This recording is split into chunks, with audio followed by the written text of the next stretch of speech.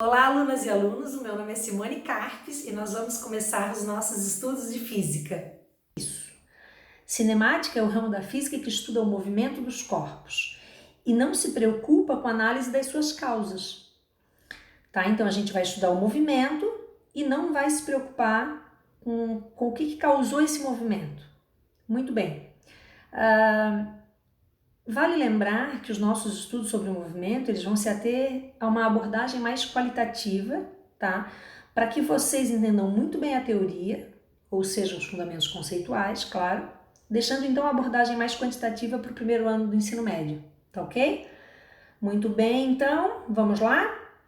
Em primeiro lugar, é importante, quando a gente estuda o movimento, é importante que a gente fale sobre a condição de movimento e de repouso de um corpo.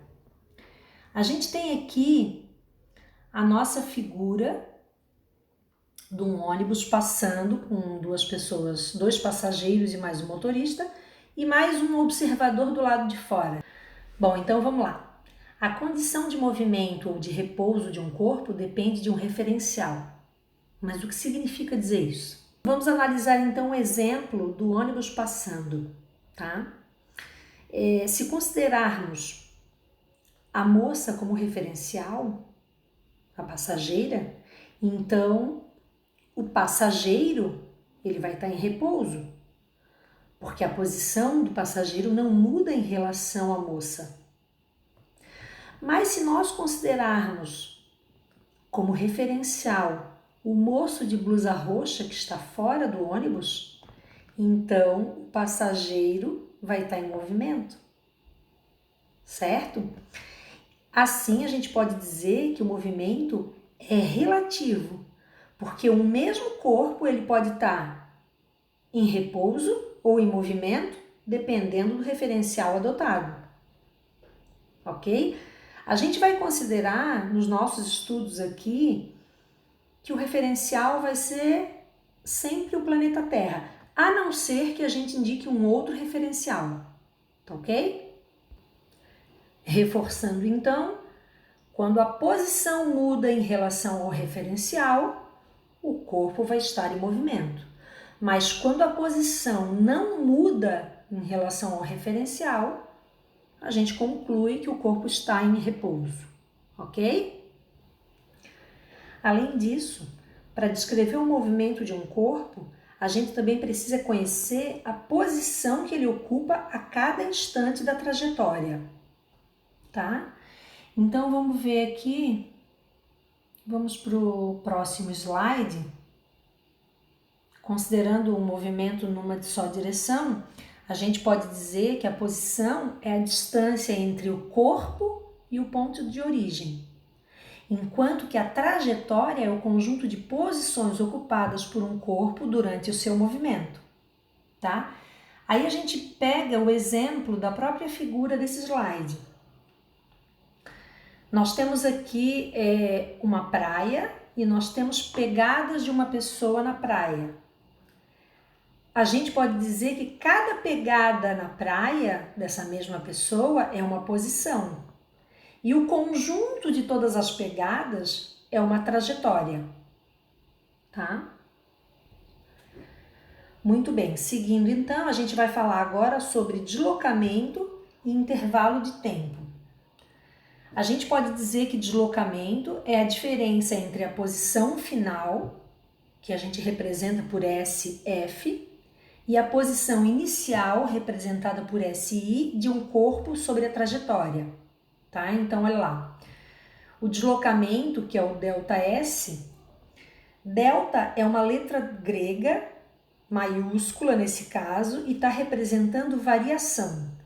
Então, o ΔS, ele é o deslocamento, que vai se dar com SF menos SI, posição final menos posição inicial do corpo.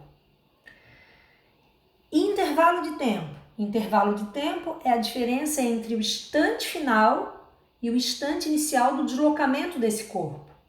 Sendo que o instante final a gente representa por TF e o instante inicial por TI.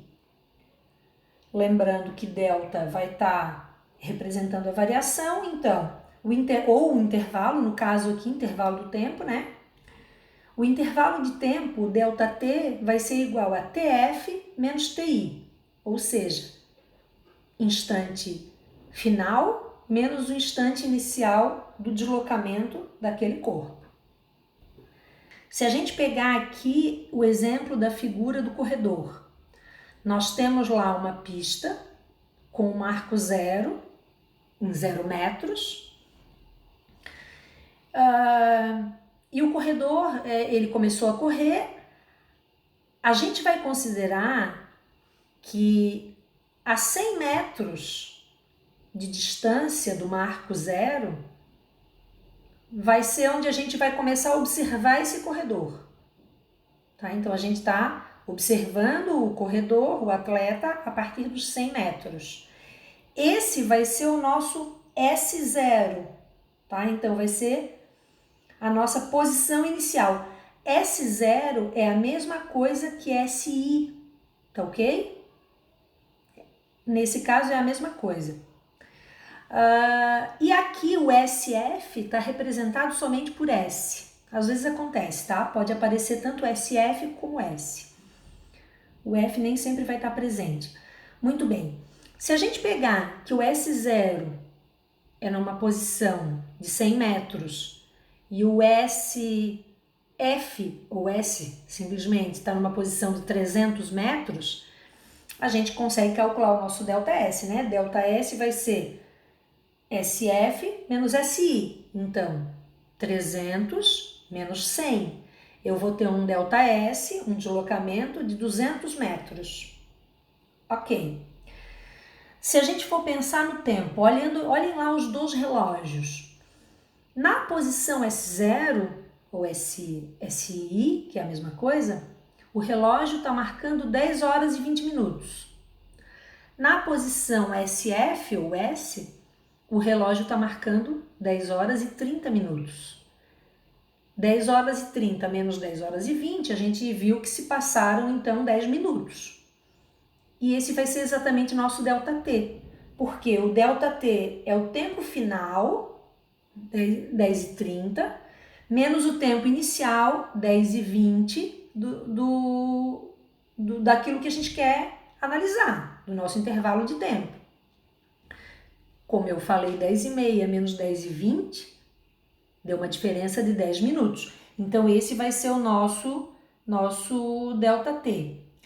Lembrando o seguinte, a gente pode calcular o ΔT em minutos, ou então, se a gente considerar o sistema internacional, a gente vai calcular em segundos.